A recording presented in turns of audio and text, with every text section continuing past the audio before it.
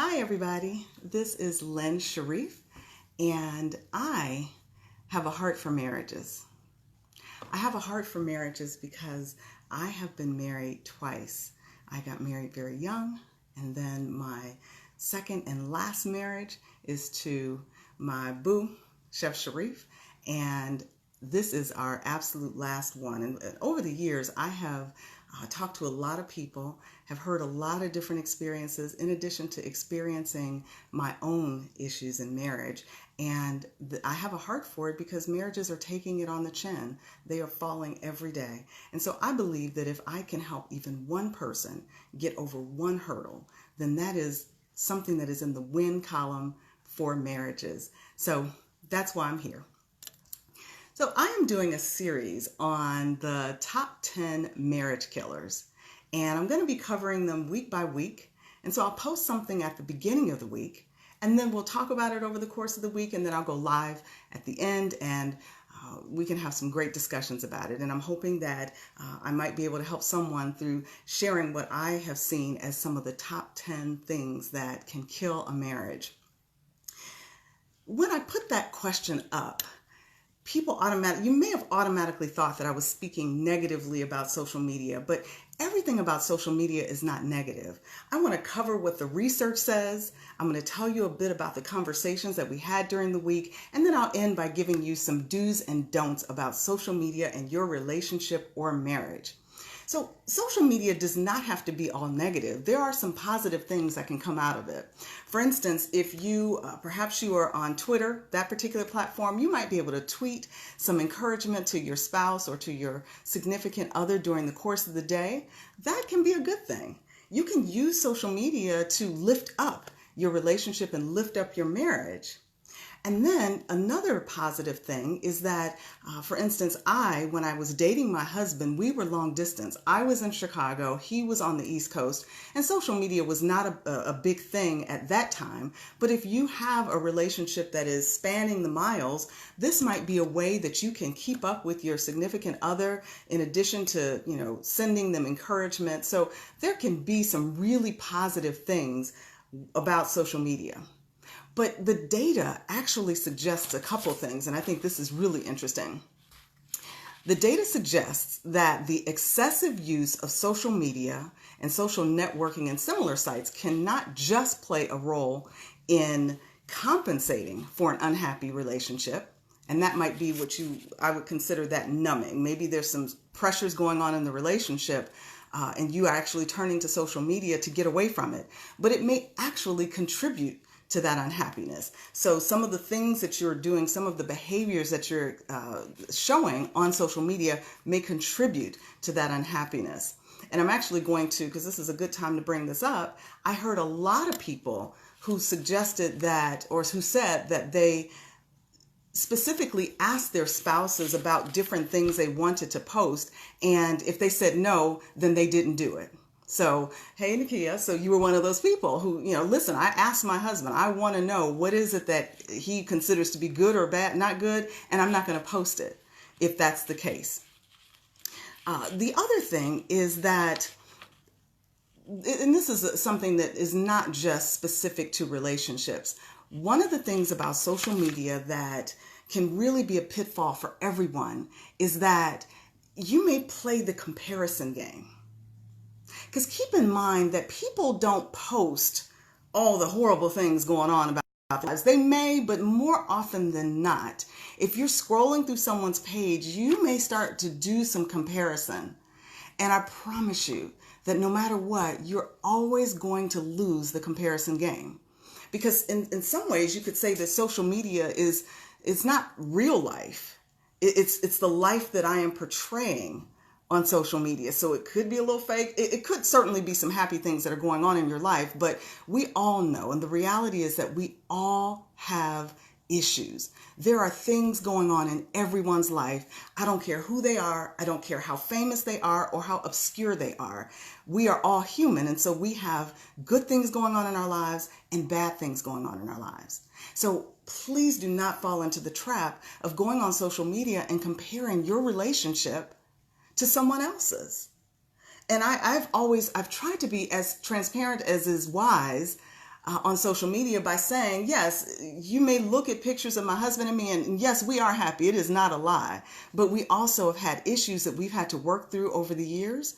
And it is like any other marriage. There are good parts and there are not so good parts. It's just that I believe that the great parts really overshadow all the things that are not so good. But the point is, do not compare yourself on social media. And then the other real danger is that you may find someone that may look a lot more attractive, perhaps a past relationship, and again, as a way of escaping your present condition, if you're not in a happy marriage, that you see someone, an old boyfriend or old girlfriend, and you're like, ooh, maybe I should have been with them. Maybe it wouldn't have been. Don't fool yourself. Do not fool yourself, because the grass may look greener, but you have to water and cut that grass as well.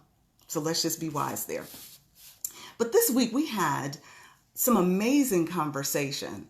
The thing that got the most conversation was the question of, do you share all of your information, passwords, access to emails, access to social media? Do you share all that with your spouse? And there were people who felt there were definitely some people who were absolutely like, no. Why would I do that? I'm going to come back to that, because the vast majority of people said that while I may not actually take advantage of that access, we do have access.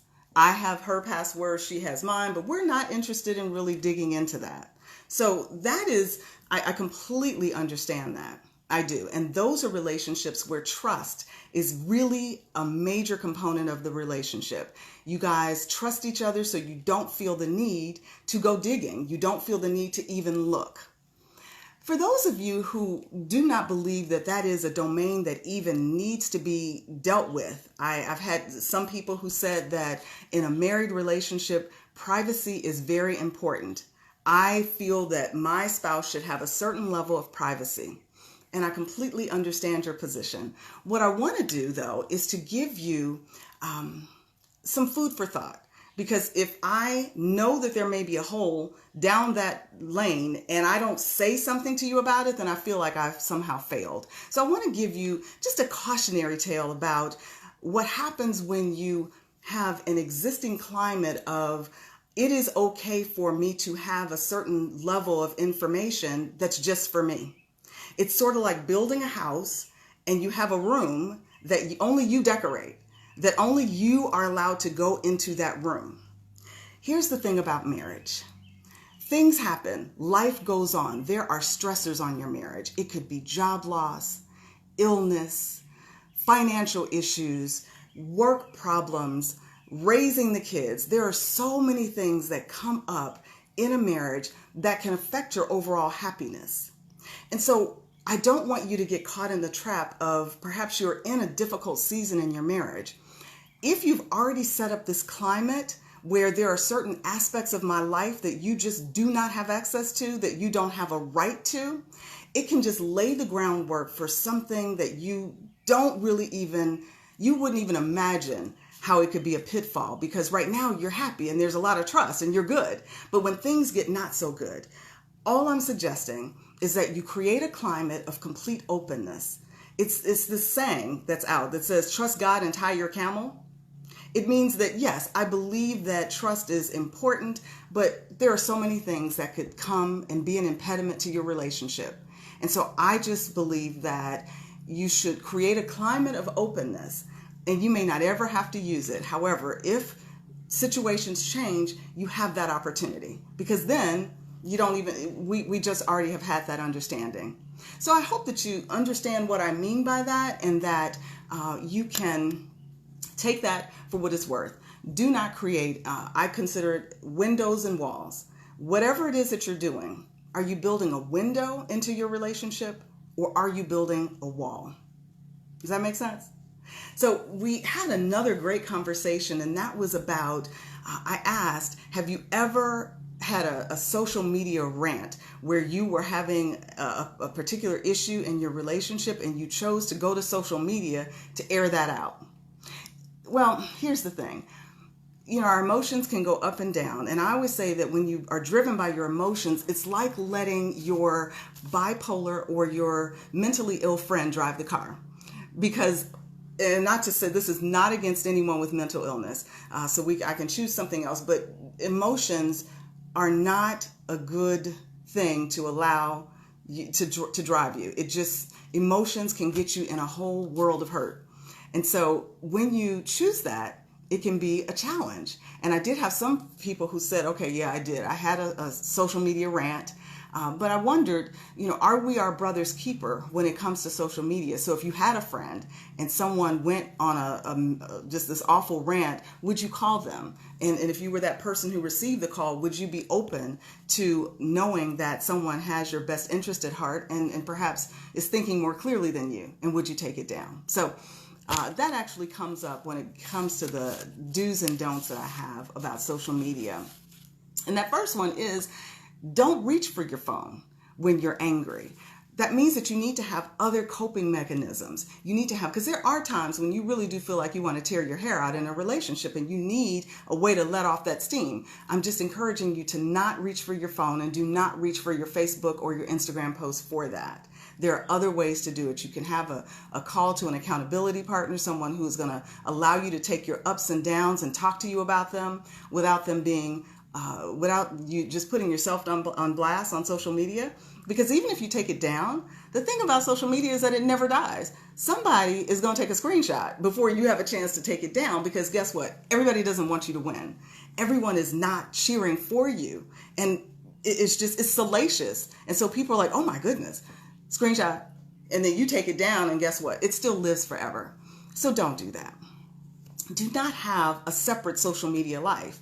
I didn't hear from any of these folks, but I've been in scenarios where I've talked to people where they block their spouse from even seeing their social media page, and they may have good reasons for that. I'm just encouraging you that if you can not have an entire social media life outside of your spouse, choose to do that. Don't lie about who you're interacting with on social media. Do not hide who you're interacting with on social media. It is so tempting to have conversations with people from way back in your past. But if it's something that is an open book to your spouse, then it is not something that can be used as a hand grenade for later. You're not holding something that can blow up on you later. And so for social media do keep your spouse first. If there is something that you're actively choosing to put before your spouse, know that that's a danger area, and know that that can be a concern. It can be a concern for your relationship. Also, do know that when you're in the midst of a relationship and it may not be going well, single life may look more attractive. You might be looking at the page of your incredibly, this guy who's living the life and going out. It may look really attractive, but as I said, even though it's grass, you're going to have to water it and tend it, just like you're going to have to water and tend your own marriage. And I will also suggest that you do ask your spouse before you post anything on social media, because they may have an opinion. If they don't, it's all great, but at least you've asked.